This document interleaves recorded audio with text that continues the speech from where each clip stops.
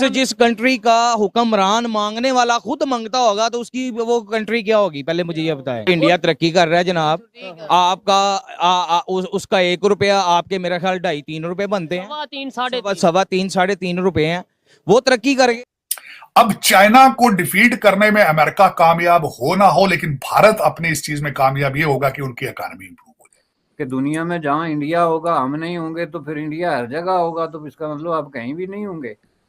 तो Indian institute of technology में दाखिला नहीं मिलता, MIT में मिल जाता है, मैसेच्यूसेट्स इंस्टीट्यूट ऑफ टेक्नोलॉजी, उनका स्टैंडर्ड ये है। प्राइम मिनिस्टर मोदी जो है वो step by step Muslim world के करीब हो रहा है कि हमें जिहाद करने के लिए भी खुराक की तो जरूरत है, तालीम की जरूरत तो है। डायलॉग चल रहा है, वहां पे एक कमेटी बनाई गई है जो रिसर्च कर रही है कि खुदा मेल था या फीमेल था। तो this is what their priorities right now. ठीक है, खाने को आटा नहीं है, खाने को आटा नहीं। सऊदी अरेबिया इस वक्त खुल गया, सैन में चल चुके हैं, बॉलीवुड के शो हो रहे हैं, लेकिन आप चाहते हैं जिहाद करना। इंडिया शुरू से ही जो है ना 30-40 साल पहले से ही वो ये मारुति इंडिया की बहुत बड़ी गाड़ी की सुजुकी है। उन्होंने कहा कि ये जो भी बनेगा ना फर्स्ट टाइम हमारा बनेगा और सारी उम्र हमारा ही बनेगा। तो आपने मारुति सुजुकी की बात की है, हमारे यहाँ पे भी सुजुकी आई काम कर रही थी, वो तो टोयोटा अपनी यहाँ बंद करके। नमस्कार दोस्तों, वैसे तो हम सभी जानते हैं कि भारत कितना ज़्यादा एजुकेशन सिस्टम को लेके अपना सीरियस है और आगे बढ़ता जा रहा है और तरक्की करता जा रहा है, और दूसरे देशों में भी जो है अपनी जो इज़्ज़त है वो बहुत ही ज़्यादा अच्छी कर ली है, जिससे कि बड़े बड़े इवेंट्स पे, इंटरनेशनल इवेंट्स पे भारत को सबसे आगे रखा जाता है, सम्मानित किया जाता है। जो कि पाकिस्तान जैसे देश जिसमें बिल्कुल भी इज़्ज़त नहीं है, जिसकी जो हर जगह अपनी बेइज्जती कराता है, उसके लिए बहुत ही ज़्यादा दुख की बात है, क्योंकि भारत और पाकिस्तान एक साथ आज़ाद हुए थे किसी टाइम पर, और भारत जो है इतना ज़्यादा इज़्ज़त कमा चुका है, अपना जो है सम्मान बना चुका है दूसरे देशों की नज़र में। वहीं दूसरी तरफ पाकिस्तान सिर्फ बेइज्जती पर बेइज्जती झेले जा रहा है, और इसका रीज़न सिर्फ एक ही है, एजुकेशन सिस्टम। दोनों के एजुकेशन सिस्टम पे इतना ज़्यादा डिफरेंट है, इतना ज़्यादा डिफरेंस है कि जो है पाकिस्तान डूबा जा रहा है और भारत एक आसमान में उड़ता जा रहा है, क्योंकि जहाँ पे पढ़े लिखे लोग होंगे वही देश आगे बढ़ सकते हैं। They are accepting rupees as a currency. Sir, यानी 33 countries are ready to trade to accept rupee as a rupee. हाँ, देखें उन्होंने मैंने बताया था इंटेलेक्ट को भी आउटसोर्स कर दिया है। हर बड़े इंस्टीट्यूशन का CEO जो है वो इंडियन भारतीय निजात का है, and they are okay with it. Business वो कहते हैं हम उठा के चाइना से इंडिया ले जाएंगे वो, तो ये डॉलराइजेशन शुरू हो चुकी है, और दुख की बात ये है कि इनके माथे पे बल ही नहीं है। वहां इस वक्त डायलॉग चल रहा है, वहां पे एक कमेटी बनाई गई है जो रिसर्च कर रही है कि खुदा मेल था या फीमेल था। तो this is what their priorities right now, figure out the gender, to figure out the gender. तो ये अगर हकीकत जब कौमें तबाह होती हैं तो वो बाहर से उनको कोई अटैक नहीं करता, इंटरनल वो कहते हैं। जिस तरह मैं आपकी मिसाल भी देना चाहूंगा, आपकी मिसाल देना चाहूंगा। खाने को आटा नहीं है, खाने को आटा नहीं। सऊदी अरेबिया इस वक्त खुल गया, सैन में चल चुके हैं, बॉलीवुड के शो हो रहे हैं, लेकिन आप चाहते हैं जिहाद करना। आपके पास खाने को कुछ नहीं है, तालीम आपके पास नहीं है, किस चीज का जिहाद करना, जबकि प्रूवन है हिस्टोरिकली हिस्ट्री कि this is not even in your DNA to have a जिहाद। आप रिबेल करते ही नहीं किसी चीज के खिलाफ, आप हमेशा इन्वेडर्स के गले में हाथ डालते हैं। जिहाद किस चीज के साथ करना है? लेकिन एक फेक आपको थ्योरी दे दी गई है, और कोई आप भी उन्हीं मुल्कों में शामिल है जहां पूरे मुल्क को आग लगा दी है और लोग तालियां बजा रहे हैं। वो देखते नहीं है कि हमें जिहाद करने के लिए भी खुराक की तो जरूरत है, तालीम की जरूरत तो है, और गुर्बत के खिलाफ जिहाद क्यों नहीं करते, जहालत के खिलाफ जिहाद क्यों नहीं करते? लेकिन उन्हें पता ही नहीं जिहाद क्या है। उनको कह दिया गया ये सियासत नहीं जिहाद है, आओ आओ मिलके पाकिस्तान को जलाएं, आओ मिलको पाकिस्तान को मिलके आग लगाएं और तालियां बजाएं। और बजा रहे। इस वक्त पाकिस्तान ने 2 बड़ी गलतियां की। पाकिस्तान के पड़ोस के अंदर शंघाई कॉन्फ्रेंस थी, पाकिस्तान के पड़ोस के अंदर G20 थी। मैं आज यकीन करें, मैं अप्रिशिएट करूंगा भारत को कि उन्होंने फिर फराख दिली का मुजाहरा किया, पाकिस्तान को इनवाइट किया। पाकिस्तान की तरफ से सबसे बड़ा फॉरेन पॉलिसी का ब्लंडर था ना पार्टिसिपेट करके। इन्होंने उसको वेलकम नहीं किया, इन्होंने उसमें पार्टिसिपेट नहीं किया, ज्यादती की।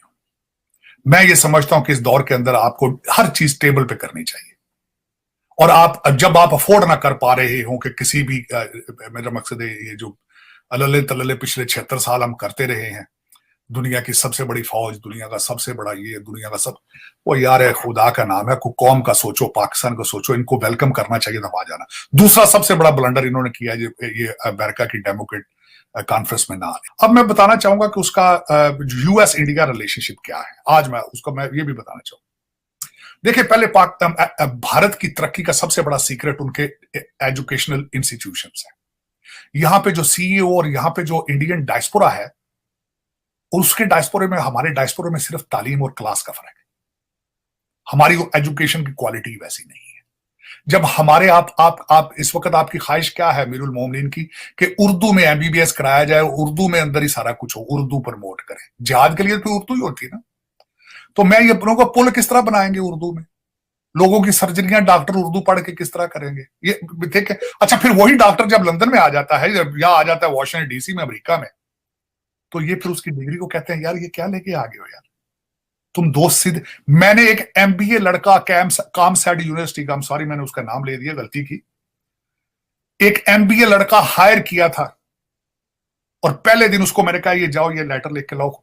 यकीन करें वो 2 लफ्ज नहीं लिख सका इंग्लिश के, 2 सेंटेंसेस नहीं लिख सका था। एमबीए की डिग्री थी उसके पास पाकिस्तान से, 2 फिक्रे से एक लेटर नहीं लिख सका बंदा।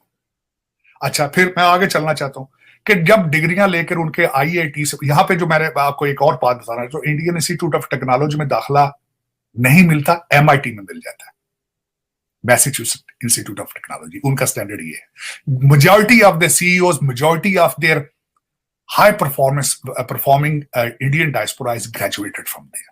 ठीक, जब वो यहां लेकर आए, एक्सट्रीम पे चले गए, हम डंकियां लगा के आए हैं, हम फिर वही डंकियां ही लगा के यहां डंकियां ही फिर रहे, हमारी जिंदगी डंकी बन गई। तो वो जब उनके साथ हम कंपीट नहीं कर सके, तो वो उन्होंने जब यहां पे सीईओ बने। आज पॉइंट ये है कि अमेरिका चाइना की नफरत में चाइना से बिजनेस निकाल के लेके जा रहा है भारत, और उसकी सोर्स, उसको सपोर्ट कौन कर रहा है? वही सीईओ और वही इंडियन डायस्पोरा यहां पे वॉशिंगटन डीसी में इस चीज को सपोर्ट कर रहा है।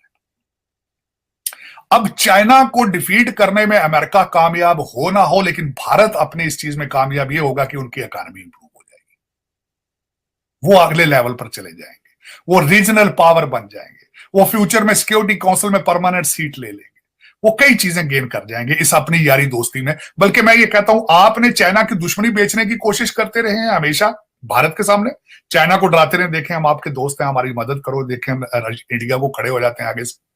आप उसको पैसे लेते रहे, लंदन में चले गए, जहां चले गए, पाकिस्तान ना आए, लेकिन अब वो आपकी गेम तो नहीं चल रही ना। और जो सऊदी अरब की इंटेलिजेंस एजेंसीज हैं उनके दरमियान एक कोऑपरेशन हुआ है दहशतगर्दी को काउंटर करने का, कॉम्बैट करने का, और टेरर फाइनेंसी को कॉम्बैट करने का। और ये बेसिकली आप ये समझ लें कि ये रॉ और जो सऊदी किंगडम की जो इंटेलिजेंस एजेंसी है उसके दरमियान हुआ है। वैसे अब हमने इससे पहले भी थोड़ा सा बात की थी कि ऐसे लग रहा है कि प्राइम मिनिस्टर मोदी जो है वो step by step Muslim world के करीब हो रहा है। एक तो वो सारी बात है फाइनेंशियली उनके इंटरेस्ट को देख रहे हैं, कारोबार, बिजनेस और चीज़ें, तेल और इस तरह की चीज़ें।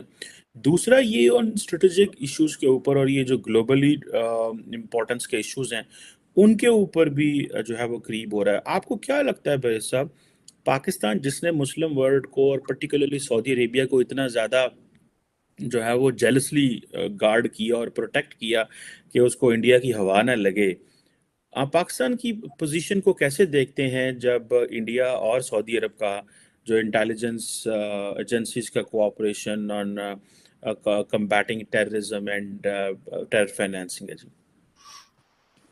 देखें जी, ये बहुत बड़ा एक डिसीजन है जो डायरेक्टली टच करता है पाकिस्तान की कोर पॉलिसी को, स्पेसिफिकली जो कश्मीर इशू को लेके। तो इंडिया और पाकिस्तान के दरमियान जो एक्सचेंज भी हो रहा है गुज़श्ता 20-30 सालों से बिलखुसूस, इसका ताल्लुक बिलाखिर जाके तो जुड़ता तो बहरहाल जो है वो दहशतगर्दी के साथ ही है।